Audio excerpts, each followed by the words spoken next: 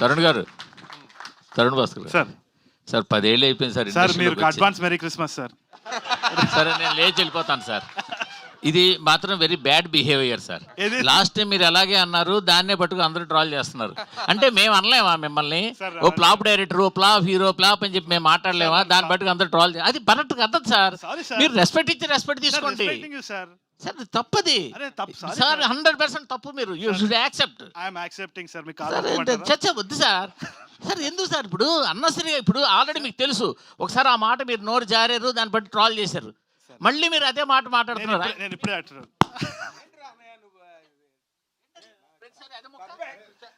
Sir. Sir sir sir sir sir sir మళ్ళీ మనం message చేసుకుంటాం, మాట్లాడుకుంటాం. ఎందుకు సార్ అది?